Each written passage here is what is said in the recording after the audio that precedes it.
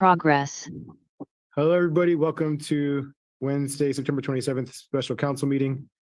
We'll start off with a roll call vote and ask Clementine to also do announcements of how the public can participate in public comment.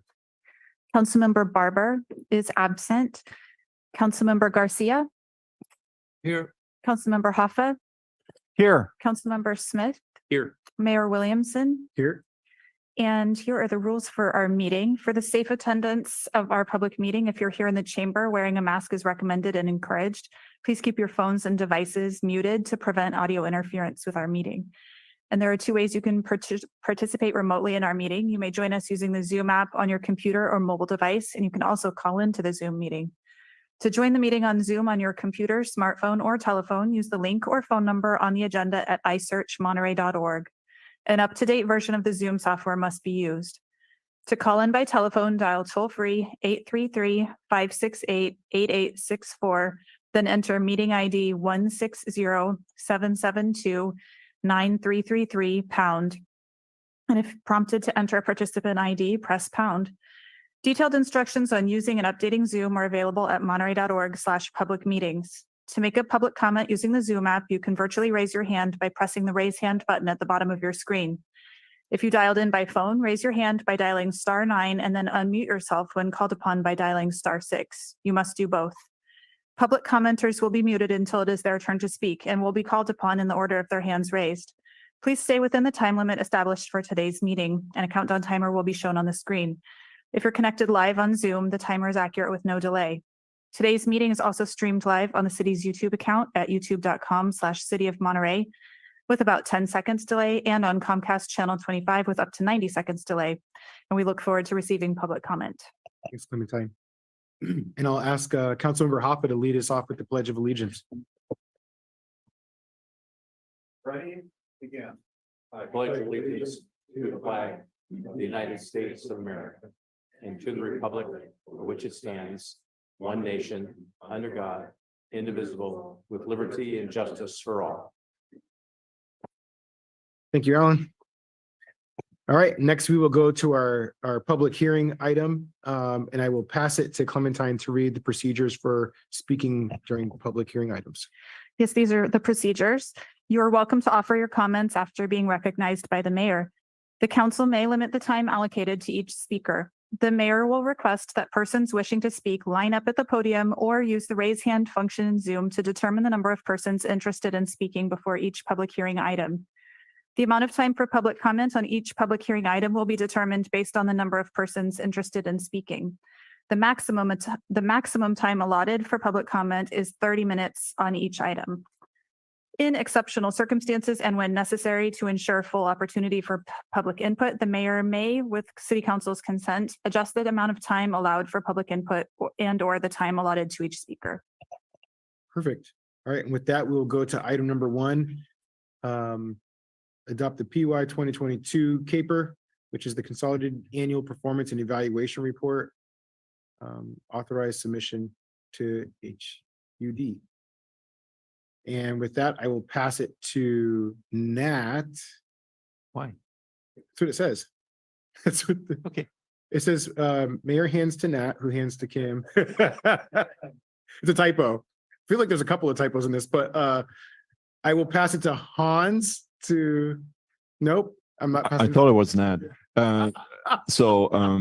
Yes, thank you, Mr. Mayor. This is an item that we had actually last week, Tuesday, on the agenda, and we didn't get to finish this item. It's a routine item that we bring to you every year at this time of the year, and so we were able to put it into our special council meetings agenda today. And so with that, I hand it over to our Community Development Director, Kim Cole, who will share with you also some of the data points that show you that our housing program, in this case CDBG and HUD, is pretty robust and has touched quite a number of households and individuals. Thank you very much.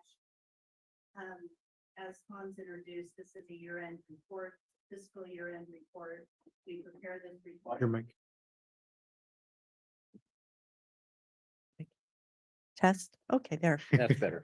This is our year-end report. It's required for submission to HUD. It basically provides a summary of the year's program funding and reports on the city's progress in meeting housing and community development goals as established in the consolidated plan. And that's a plan that's adopted every 5 years. I just want to briefly remind the council where the income comes from.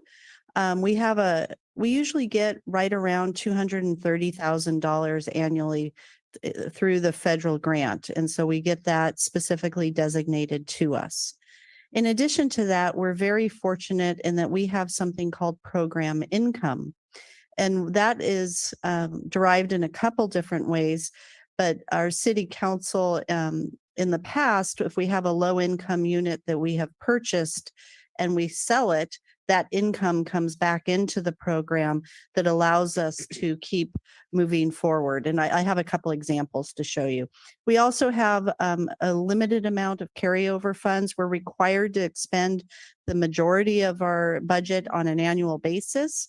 So we have a limited amount of carryover funds each year. So in this past year, it was about $230,000. So our total annual funding last year was $1.356 million. But how did we spend this? The city council adopts every year an action plan that establishes how we're going to spend the money. And this is reporting back to you that we spent it accordingly. Public service grants, and I'll show you a slide in a second that goes through that in more detail, who receives those money. It was $168,000. We have home repair grants at $120,000. The purchase and resale program was $881,000 last year. And down payment assistance for first-time home buyers, $185,000. So we spent $1.355 million in the program. And I love to show, we have a lot of partners in providing services to our community. Last year, those partners provided services to 1,965 individuals. And it includes a lot of different services. Community Human Services operates homeless facilities in the city of Monterey and in the city of Seaside that we help pay for. The Meals on Wheels, we provide funding for them. Food Bank, Josephine Kearns Pool, Alliance on Aging, Legal Services for Senior, CASA, which is the court-appointed advocates, Gathering for Women, and Interim. And all of these agencies were approved over a year ago by the city council approving the action plan, and we gave $168,000 to those organizations. This is a really important program. We have our home repair grants. We spent $120,000 last year, and we replace a lot of water heaters, but we also deal with, I'm just going to share one case study with you. We get called out into a variety of housing situations in our community. We had a single person living in a household. The person had a hole in their roof. Literally, the water was dripping on the individual. We were able to come in and replace the roof. In the second year, we're now working with them because their mobility has been constrained in providing a trash dumpster to have the bottom level cleaned out, and then a scope of work so we can see what's happening on the bottom floor to help with repairs on the lower floor. This program helps people stay in their home. Another really important story, we had a woman come to our counter explaining that she felt very confused and wasn't tracking things and didn't feel well, and she wasn't sure why. And then she came in another time and says, I think it's my stove. Well, come to find out, yes, her stove was leaking. So we get that shut off based on the site inspection. And then we had hired the appropriate professionals to install a new oven stove system in her house. We also contacted her family who lived out of state, and her family was able to follow up with the doctor. And then she came back into our office and she was thinking clearly because she was actually getting poisoned by her own house, and we were able to remedy that with this program. Purchase and resale program. We have a number of low-income housing units that are for low or moderate income residents where they have purchased a low or moderate income home. Typically, as the, well, it's usually the person passes away and has been able to live their life in the city of Monterey. Then we're usually working with the estate. We purchase back the home, so it doesn't go to market rate. We purchase back the home. We rehabilitate it. So usually after somebody's lived in a home, we'll need to do new carpets and paint, maybe some more significant upgrades. And then we resell it to the next lower moderate income family on our list. So last year, we repaired and sold 3 units for $463,000. We purchased another 3 units, and we're currently in contracts to repair those units, and we'll be selling those most likely before the end of the calendar year. We're also able to provide down payment assistance. So our program is for first-time home buyers. So, you know, a lot of times it's difficult for people to come up with the full down payment for the house. Last year, we were able, those 3 units, we were able to provide the down payment assistance of $185,000 to be able to make sure they could get into those units. There's also planning and administration. We're required to spend a certain amount of our money every year by May.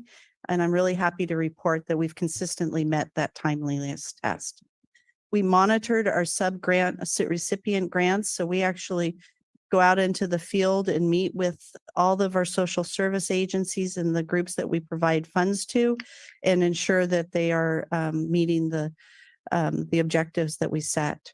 We also manage a Casa de Estrella. That's a low-income housing project where we not only own the land, but we own the buildings as well.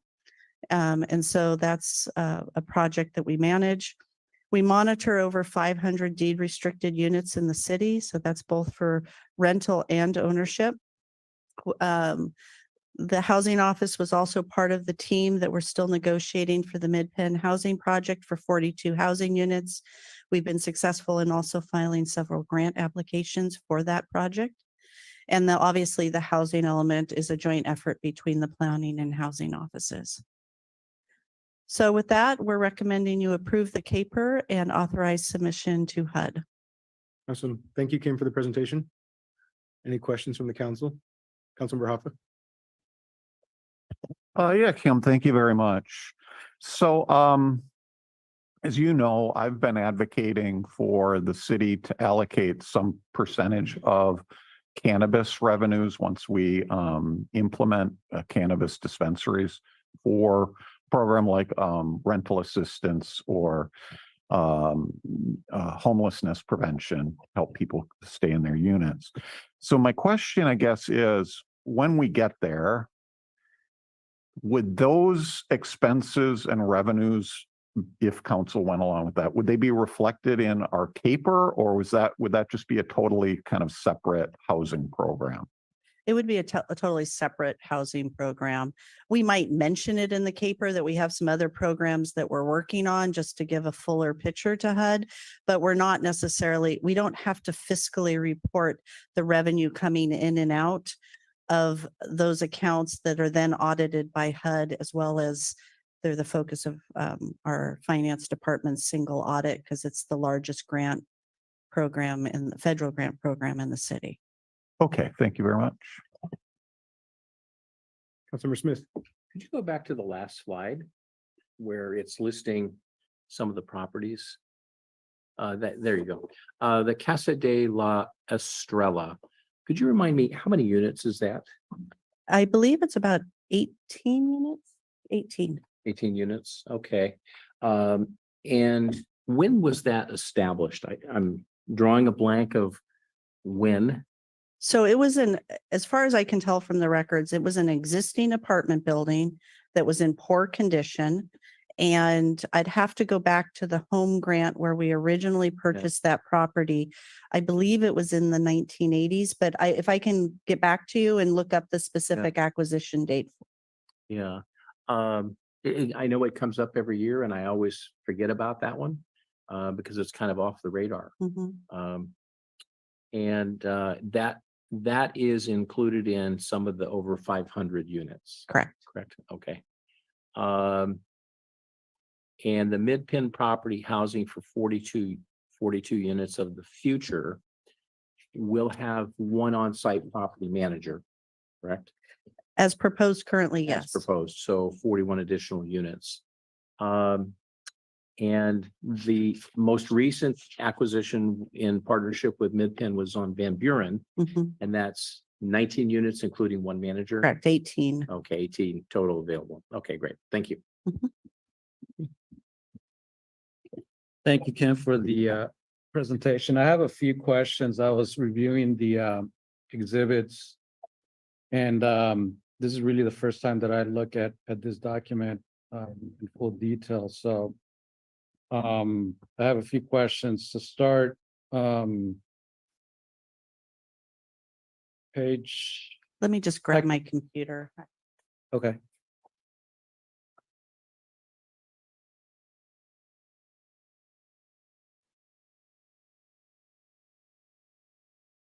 I'll be looking at packet page 11 to start.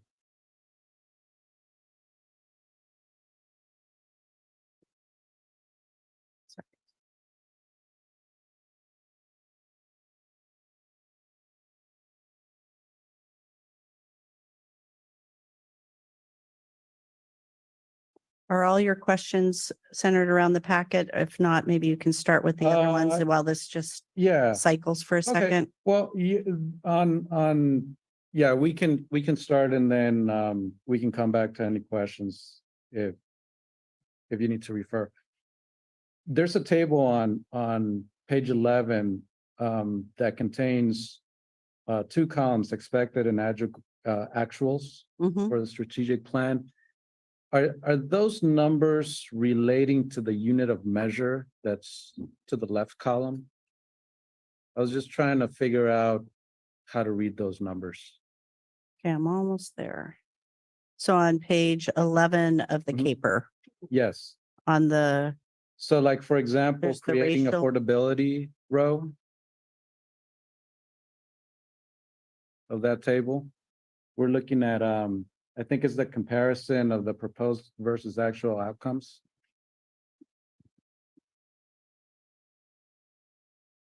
sorry, I was looking on page 11 of the caper and not the packet. So I think that's where I think it would be page 3 of the caper. that helps me. What's the packet page number? I- 11? 11. Okay, so you're looking at comparison of proposed versus actual incomes, creating affordability, economic development, and housing opportunities.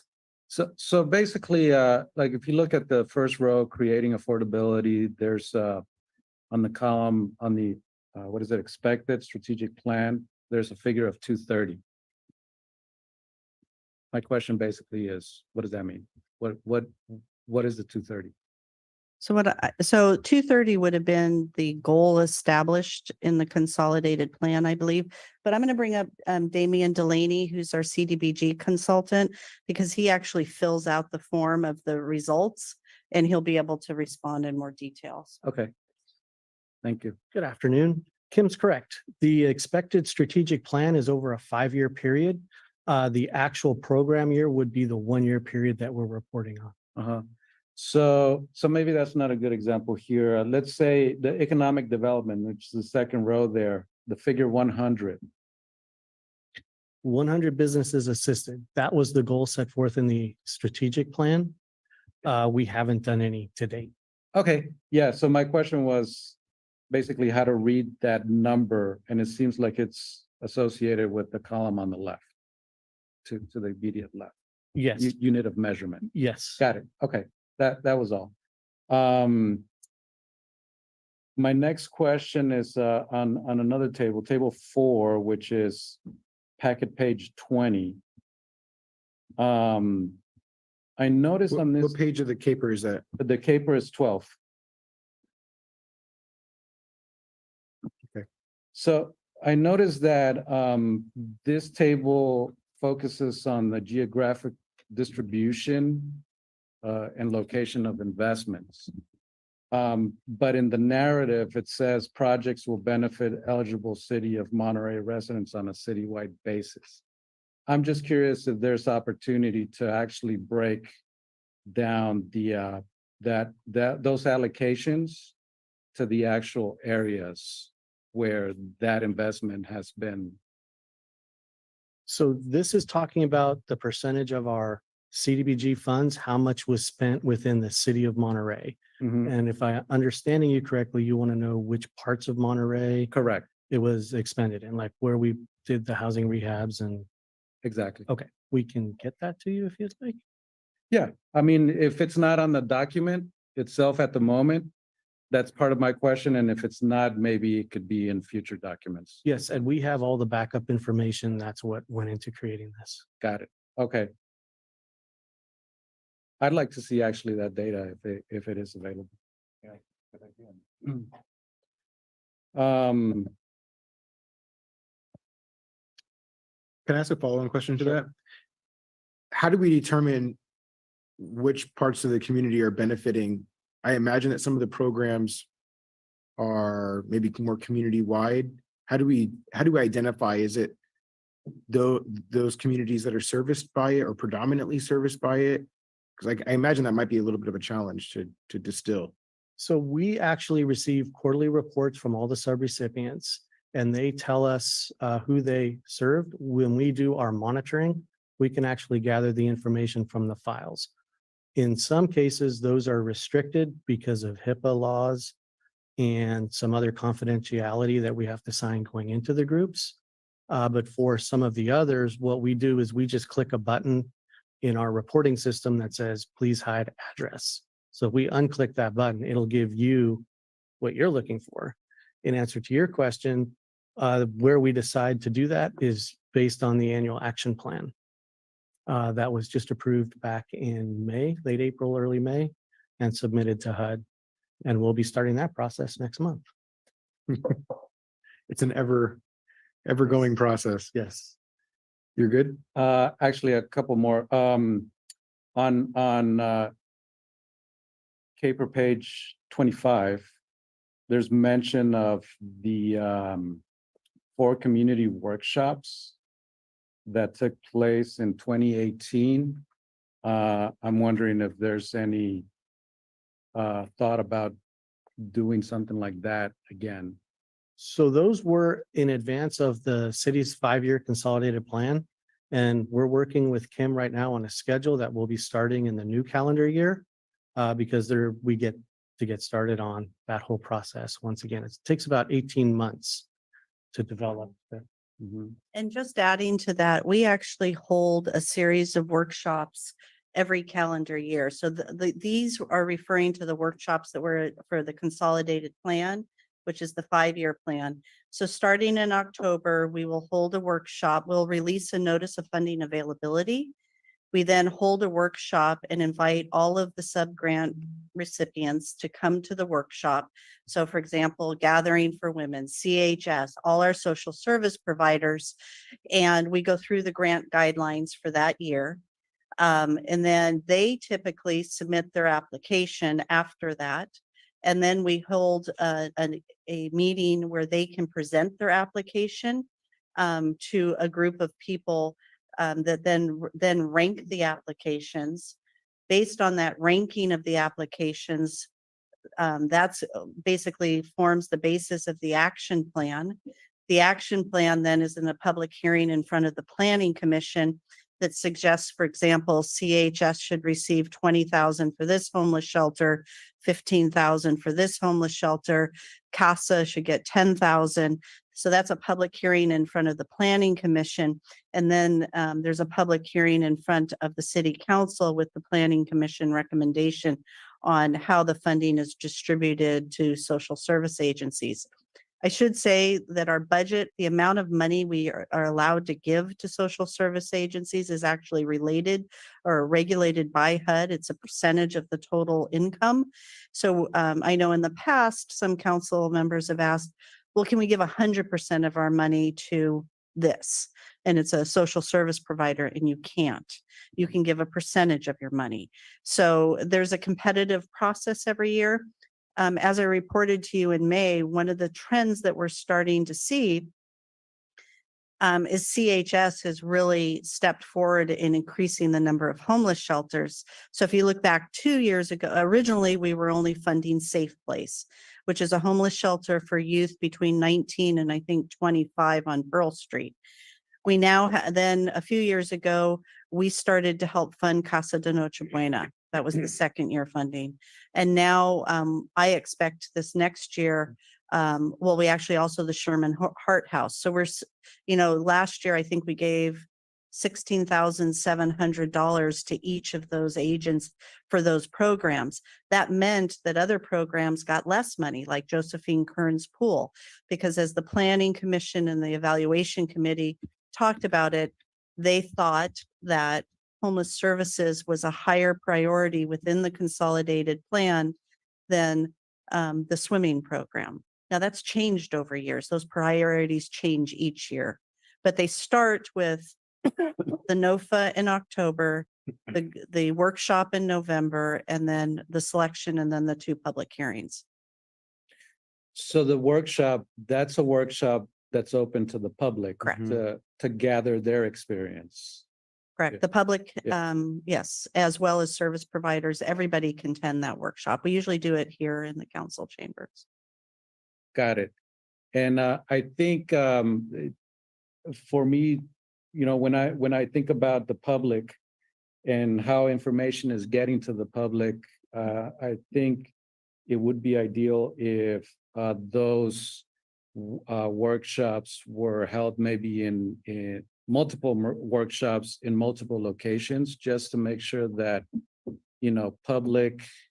we're meeting public where they are, and, their challenges, right, hopefully are reduced in terms of transportation, their ability to get to the workshops, that kind of thing, when these workshops are scheduled near their neighborhood. But that was my last question. Thank you. Thanks. So I have a few questions. One might be more for Alan, but if Kim, if a little bit unrelated, but it's connected. What's the status of the Schumann Hart House? I know that they were planning to do their ribbon cutting, but I think it got delayed or. I need to check. It's still on pace to open this fall. There is a grand opening, gosh, I think sometime in October or November. I can't remember. Okay. It is still moving forward. There's still getting ready. Yeah. Okay. I think it's a little delayed, but it's going to happen soon. Okay. And maybe we can check Hans with that and share with the council, just so that it's I think a really important opportunity for the council and the city to show support in regards to the grand opening of that. In regards to the use of the funding, what are the opportunities or barriers that exist in regards to allocating some of that towards the development of affordable housing? And I give an example with our opportunity sites. Could we use some of that to help offset the cost associated with the affordable units? So I'm going to start, and then Damien can supplement, but we have used historically community development block grant money for pre-development funds. What we've done with the project behind City Hall is we actually applied for PHLA grants, and we were able to get pre-development funds through that state source. So we've reserved then our CDBG funds to focus on the programs I presented this evening. I don't believe you can actually do new construction with CDBG funds. And that's why our program focuses on purchase and rehabilitation. But you can't build a new building, which doesn't quite make sense to me, but I know that's the rule. Okay. And then, yeah. So so if we look at this computer as the parcel, just this part, we can do all the infrastructure around it. We just can't go onto the property itself. Interesting. Okay. Okay, that's a good way of describing it. Thank you for that. That's it for my questions. Let's open it up. Oh, just gonna grab your computer. Let me just make sure I have my notes here. So we're gonna go to public comment and I ask, I'll reiterate high level here, what we're trying to do in regards to participation in public comments. I ask that everybody in the chamber, if you wouldn't mind lining up. And then for those that are online on Zoom, if you wouldn't mind raising your hand, we're going to capture everybody that wants to speak during public comment now. And then once we've identified who's going to speak during public comment, we'll close off participation after that. So anybody in the chamber wish to speak on this item? Okay, please sign, go ahead and please sign step up here. And then how many hands do we have online? Just a reminder, if anybody is online on Zoom that wants to speak, please raise your hand now. Okay. All right, so we have 3 public comments. There's 2 up now. Okay, all right, so we will cut it off at this point. So we have 4 public commenters. Why don't we start in the chamber with you 2?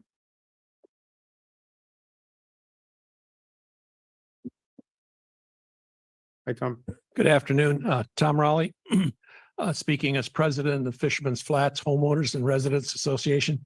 Pardon my frog. And the major item of the housing element, I've been very severely disappointed with the current housing element that's being developed. It's not realistic.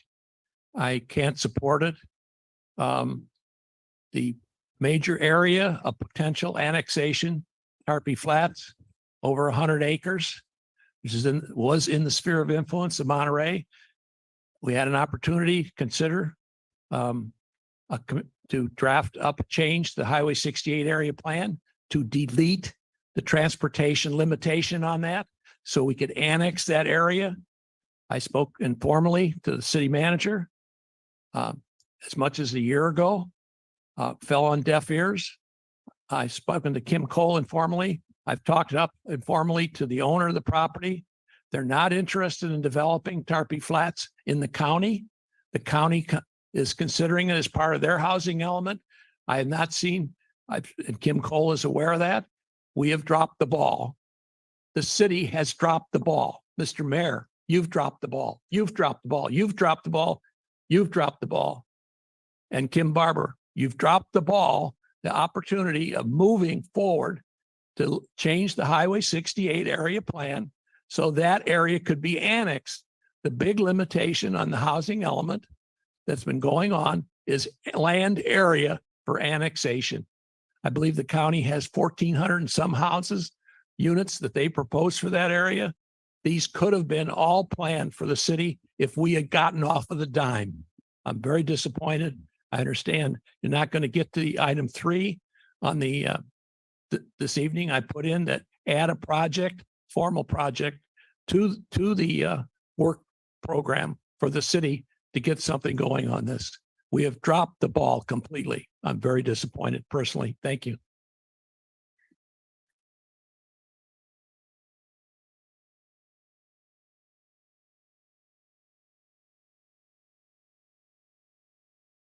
Hi, my name is Amber Carell. I'm currently a resident of Monterey. Hi, Amber, cute dog. I have been homeless on the streets of Monterey for 3 years now. Every time I go to a program, they say to me, do you have a mental health disorder? I do not. Do you have drug addiction? I do not. Do you have an alcohol problem? I do not. Do you have kids? I do not. There's no assistance for me. And the problem with that is that you have a lot of people who are on the streets who just want a place to live so they can go back to work. And there isn't assistance that is being provided for those people. I'm very emotional on this issue because I've tried. I had a job when the pandemic happened. A job asked me, would you like to go on unemployment? So I did. After 6 months, I didn't have a check come in. I lost my housing. When I got my unemployment checks and had $14,000 on the bank, nowhere would allow me to move in because I didn't have a job. And They were scared because of the things that were placed in regiment for the COVID, during COVID, that if I did move in, that I wouldn't pay my rent. And since then, I've been homeless. I go to all the different programs and no one wants to help me. They say, oh, you have a dog, you can't stay here. They say, oh, you don't have a drug addiction, you can't stay here. Oh, you don't have mental health problems, you don't have children. And I keep on getting told no after no after no. And I just want to know when the people that don't have mental health problems, that don't have children, that are normal people, everyday people, are going to get the help. Thank you. If you'd like, you can give your contact information to staff and they can see if they can connect you with some appropriate resources. I actually had some people from Connecticut talk to me a few days ago, and they're willing to put up funds for me to get into a place, but finding that low income housing is Challenge. a very big challenge. But besides that, they reached out to 30 programs in this area and no one could help me. Thank you. Alrighty, and we'll go online to our 2 Zoom callers. Yes, first speaker, go ahead, please. Hi, everybody. Esther Malkin. I wasn't planning on speaking to this, but I can verify what this woman who just spoke about being homeless is actually the case. I don't know. I think all of you were in council when the Housing Resource Center did a presentation for the city council and the services. I happen to be on that board, and I am very familiar with their triaging program. And there is no help for people that don't have the problems that this lady listed. So it's really important to pay attention to this demographic, because just like everybody thinks, has thought for decades that everyone who's homeless is addict or alcoholic or whatever, that's not the case anymore. And we know that for a very long time already. So we can't keep ignoring that. What I really wanted to say is, one thing I mentioned during the opportunity site presentation was to make sure that the things that happened that held back the Van Buren project don't happen again, because it was a pretty big setback, repeatedly problems that took place then. But the reason I really wanted to speak to this particular item is we have an opportunity, although it's an expensive one, to add a couple of blocks to the city of Monterey here in my neighborhood, which I happen to be the president of, on Casanova. There is a huge area that was originally going to be built by a developer that has decided to just sell the property. And he was going to put 19 townhouses and a 40-unit apartment complex on it. And that's a lot of housing that we could use. Yes, it's expensive to purchase it, but it's different from the opportunity sites that you guys have cited, in the sense that all of those are going to be apartments. This property, we could actually do something to help people who don't have, shouldn't have to live in apartments their whole lives. If their families expand, if they want to have a duplex or a townhouse. So I'm 100% sure there's a lot of grant money out there. The city can take out some loans. And this is a big opportunity for the LLCs and the global corporations to come in here and buy up a huge swath of property that we should be taking advantage of having, that has already 2 wells on it. So I really, really hope that you guys can consider this seriously and promptly, because there are billions of dollars out there waiting to be spent on real estate, as we all know, and this is going to be a prime target. Thank you.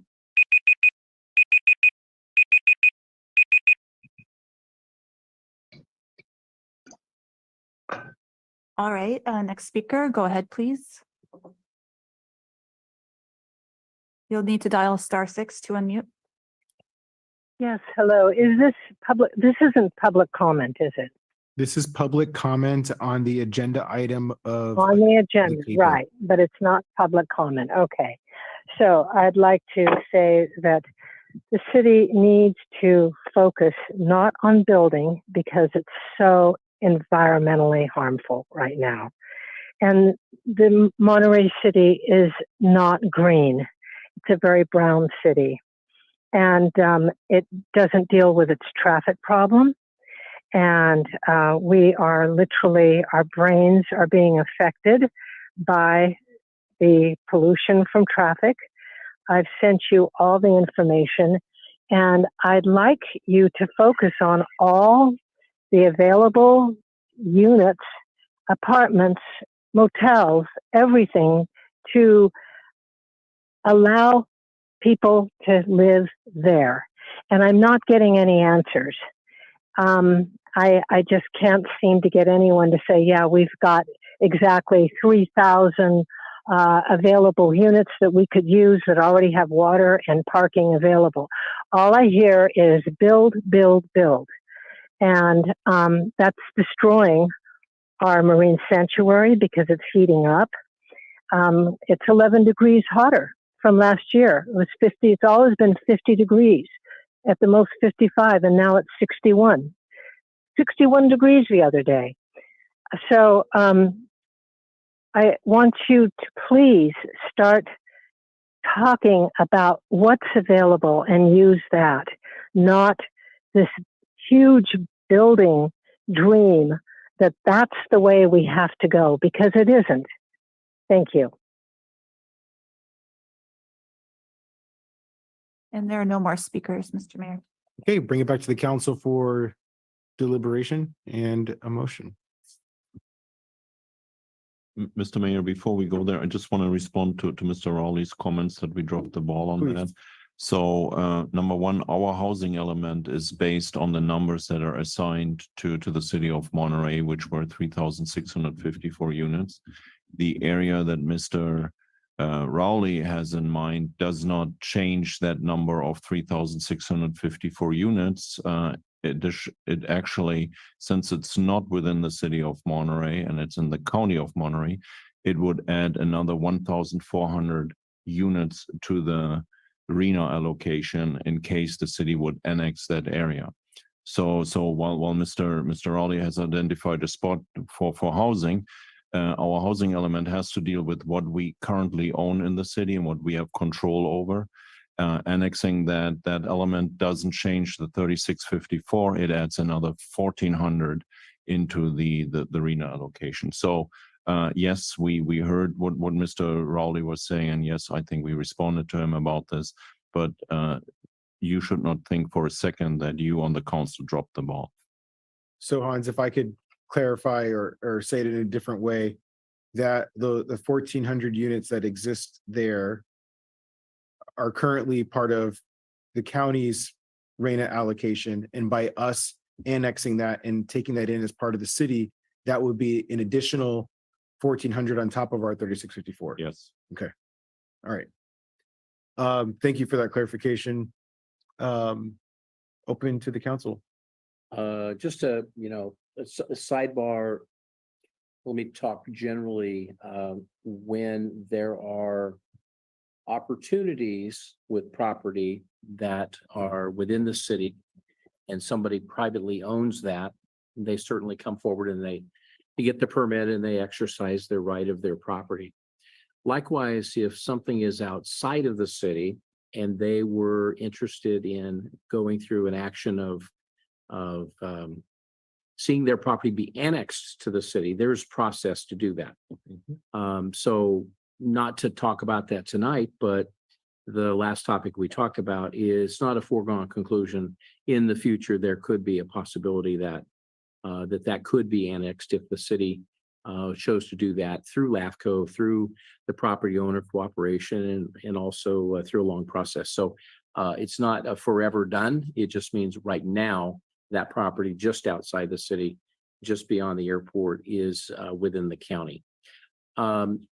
So sometimes when we look at these housing projections, like last Tuesday, we look at the housing element, we have this report. I don't know how many there are each year, in compliance with the state. There are many. Sometimes they can be confusing, sometimes they can be frustrating. Sometimes these are pro forma, sometimes they are in compliance with the state, and we have to do this, and we have to make account for the money that comes our way through CDGB grants and through a variety of moving parts. I think what I hear a lot of folks telling me is they're a little confused over the RENA number because they believe that on the one hand, the city is placing a flag and saying, we are going to build 3,600 plus units. And the frustration is then when they ask the question, well, where are they going to be? Well, we know that there are the maps that are contained in the housing element that says, well, they could be across the city in these opportunity sites. We don't know where they're going to be. And we certainly would be shocked if there was a possibility in the next 8 years of the sixth cycle of having 3,600 properties developed. So there is a sense of frustration for some that watch this process, because this is not a process about approving locations and sites to start construction on 3,600 plus units. There is opportunities when property owners want to execute their developmental rights over their property when and if they have resources. So I just want to make a general statement that sometimes this is a little frustrating for folks. There is a lot of steps that we have to go through to satisfy the state. Thankfully, we've got staff under Kim Cole's nurturing and assistance with her staff to be able to satisfy the requirements of the state. So just a general statement is this is one more requirement that we fulfill. It doesn't necessarily get us closer to seeing 3,600 units built, but it is a requirement of the state that we have to complete this. But I never want to be in a position where we would say that we discourage opportunities. On the other hand, I would say if someone has property and they believe that they would like to build on it, they know what they need to do. We are open for business, and we are always open to talk to that owner of that property about possibilities of how they could enhance their property to develop more units that we know we desperately need. And we have the constraints of resources, lack of water. So we are not sending a signal to anyone that says we're not interested. I think we're doing the opposite. I think we're sending a signal that says, if you have a property and you have the opportunity and there is a way that you can add units to it within the constraints of building and water, we'll talk to you about it. But it is the private sector that pushes most of this. I'm glad we've got Mid-Penn as a partner with the small amount of property we have with the right amount of water for that project behind the city hall. But the only reason that we're building that is because it's on our land. Building occurs when the private sector has the land available, and they are the ones that take the steps forward to get the plans and get the permit and move ahead. So I get emails like you all do frequently with questions. Why isn't there something happening here? How come that property is not developed? And we know properties throughout the city that are not being processed right now, and it's frustrating, but there are real core limitations to private sector building. When they do the math, the numbers just don't make sense. So unfortunately, we see properties that remain underdeveloped because of the cost to develop the projects. And so that's beyond the city's control.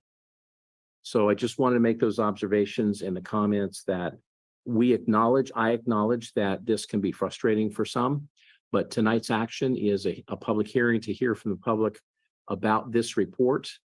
And if somebody's got property out there and they want to build some units, we're not saying no. Figure out a way you can build an apartment or two or an ADU and, come forward and try and assist with the solution, which is bring more units to the city of Monterey. That's it.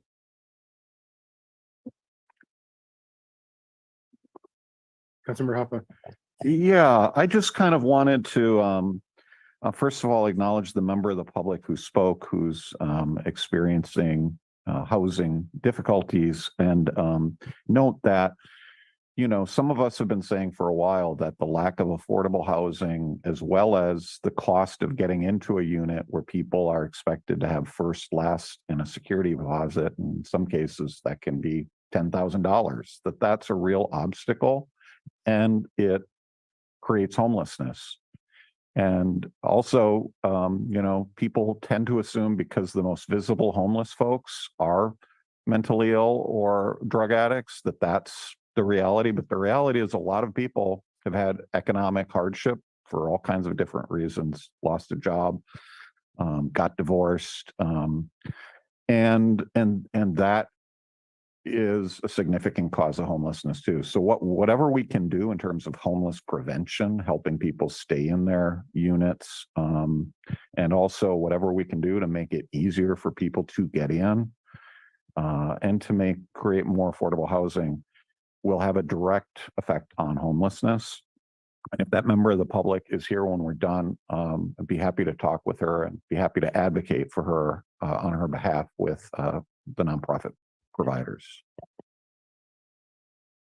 And I would just point out that Councilmember Hoffa is the city's representative on Community Human Services, which is a nonprofit organization that's a joint powers authority amongst our jurisdiction and with others. And so appreciate your service on that and your willingness to have that conversation. Okay.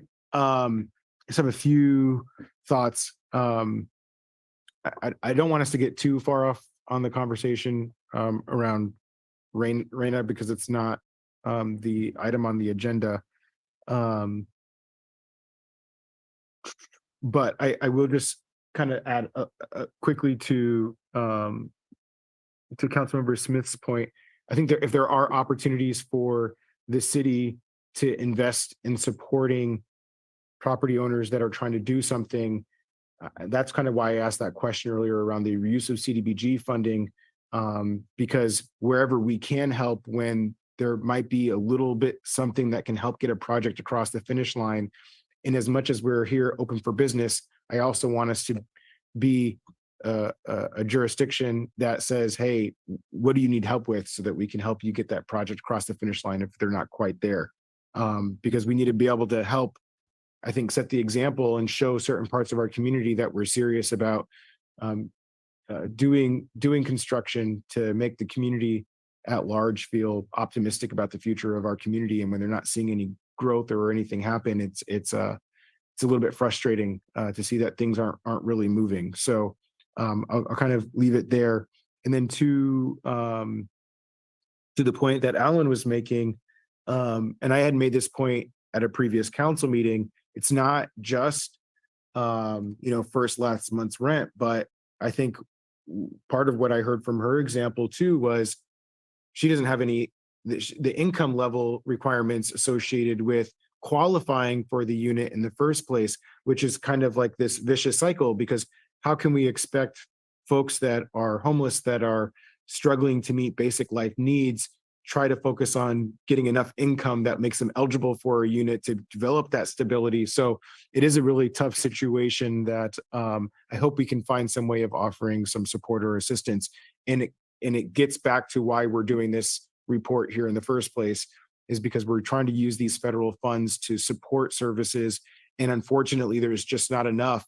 So we're doing what we can where we can.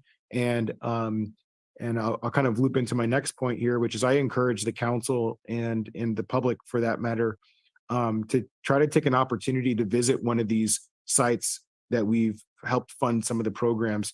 A few weeks back, I was able to go to the Josephine Kearns pool and see the work that has been done there. And they actually talked about the things that the city has funded to help support making that facility safer and better for its participants.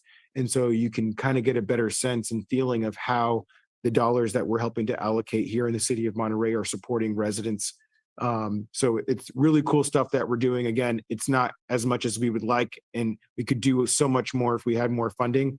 But we have this funding available to us. And so I think it's a great opportunity for us to have the conversation and look at weighing how we best allocate these funds. And I think staff does a great job of presenting something to the council every time that gives us on a good path towards supporting those organizations. And it's not just to those partner organizations. A lot of that funding is helping to support work that's being done here on staff. So a lot of great stuff happening, and I appreciate staff's effort behind all of this, because this is not easy stuff. This is complicated stuff. And I mean, we've been on the council for how long, and we're still trying to understand all this. So kudos to you all for the great work. With that, I will entertain a motion. Oh, sorry. All right, you didn't. Yeah. I'll move to approve our caper. Second. Moved and seconded. Any other discussion? All those in favor? Aye. Any opposed? Motion passes unanimously. And then the next 3 items is the city council governance policy, the 2023 city staff work program, and then the providing direction on the 2024 city council workshop. I'd ask the council if you would be okay with tabling these items until we have the full council here. So just so we can engage the entire council on those topics. Yeah. Mr. Mayor, I'm okay with that. I do wonder, and I don't know if it's permissible, but if there are members of the public who wanted to speak on those, it does seem like maybe we want to give them an opportunity. Yep, I think with the motion, we will take it out to public comment. And I think the idea, if I understand this correctly, and we had a really quick call earlier, so we weren't able to close the loop, but I think the idea is for us to host a special meeting sometime. So hopefully you'll be hearing from staff to confirm date availability for that. Okay, is there I'll make a motion to table. Tabling is to date not certain, correct? Okay, perfect. So I make a motion to table. And you might want to say items 2, 3, and 4 on the agenda. Second. All right, let's go out to public comment. So again, we'll do the same thing for those that are in the chamber. Can we see those that are interested in speaking on this item? So we have one hand in the chamber, and then online, if you're on Zoom, please raise your hand using the raise hand function. There's 2. Okay, we're going to close the opportunity for additional add-ons there. So we have 3 public comments. We'll start in the chamber to Mr. Rowley.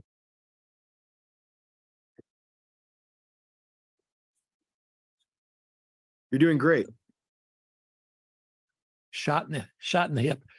Again, Tom Raleigh, Fisherman's Flats Homeowners and Residents. So you about warned me out. This is the second meeting I've come to where I proposed, in addition to your work plan, to actually create a project to add on to your work list, your semi-annual review of this, to have a committee to work on changing the Highway 68 area plan. Example, I just watched the NCIP program be presented to the Planning Commission. And I'm looking, all the city plans are listed, except the Highway 68 area plan isn't even listed.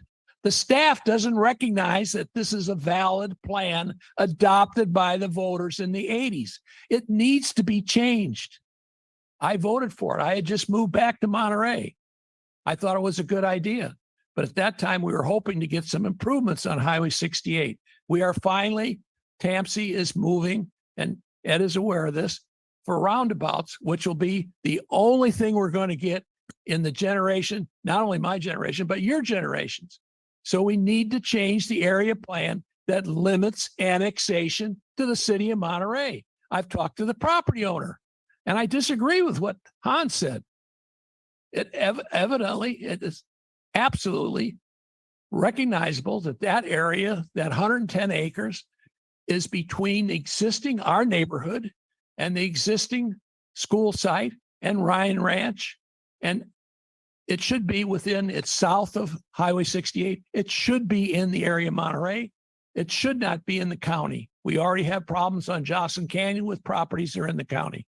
So we need to get off the dime and take action to add and get a committee going to look at this. I volunteered to serve on the committee, free labor. I have a law degree. So come on, folks, we're missing an opportunity. And I just totally disagree. I don't usually disagree with Hans, but he's way off base on the way he's counting this. We need to get the plan to eliminate, update our plan so we can annex that area to Monterey and other areas too, along the Highway 68 corridor. Thank you. Thank you. Okay, let's take it online, please. First speaker, please go ahead. Good evening to Monterey City Council, Richard Rosello. I'm a little confused on the agenda items. I'm presuming the electronic communication was part of that governance policy, but I wanted an opportunity to talk since I became disabled and immunocompromised. We're in the middle of the second largest COVID surge since the beginning of the pandemic. COVID patients have doubled, and now we're considering shutting off public comment by electronic means. Look at your audience. You have what, 4 people there? I feel I have a right to First Amendment rights to communicate with you, but this may be my last conversation because I cannot attend in person. And I wish you would listen to your fellow council member Hoffa on what he's gone through on his recent COVID infection. This is still serious. I'm struggling to find a vaccine because literally the pharmacies are overwhelmed and they're booked out a month in advance. CVS has just announced bankruptcy, 9/11, Chapter 11, and they're going to close 900 stores by the end of next year. I don't know if any of ours are in there, but since the government stopped clinics, stopped doctors, all vaccines are given at pharmacies, our options are going to be limited.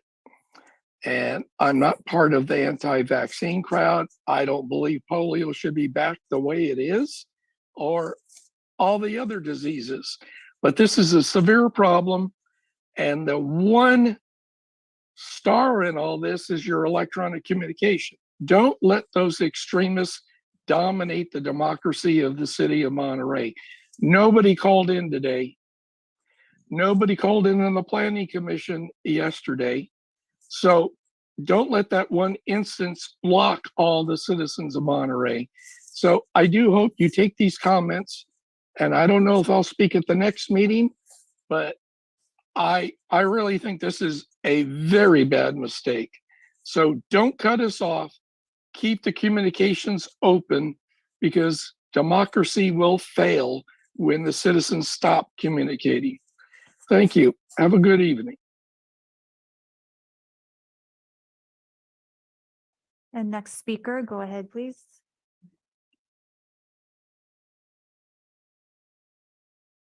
Yes, council members, if you want the public to continue interacting on important issues that mean a lot to you, you're going to have to leave this avenue open. It's such a green avenue because people who can't get there because they're driving from work or whatever, they can contribute by phone or by Zoom. And a lot of people, like the former speaker, is not able to come to the chambers. So if you allow this, then you're basically saying we're not interested in what you have to say. And as you notice, the public is getting to the point they don't care what happens anymore. I talk to so many people and I tell them about the trees and I tell them about what's happening, and they go, there's nothing you can do. You can't sue them because if you do, the judges are going to rule in their favor. And it's like people have given up. And there's a few of us left, and maybe we're fools, but we really want to help make Monterey. We want to preserve the beauty, and we want to preserve our health for future generations here. And if you cut that off, then one day there's going to be something that means a lot to you, and no one's going to care. And it's a horrible feeling I experience it all the time, just this indifference from the public. And, let's party hardy now because we're going to die tomorrow. And in part, it's because people say you don't listen and you don't care. So what's the point? And I hope that you do have another meeting. And I think that's a very, very good offering. And so please continue this wonderful mode of communication. Thank you.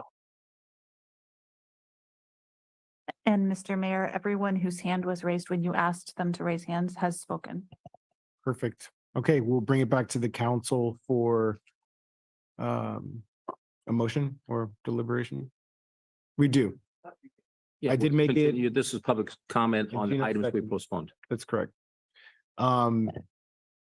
Any other discussion from the council on this motion? No. All right, all those in favor? Aye. Any opposed? Motion passes unanimously. And with that, we will adjourn. Thank you, everybody.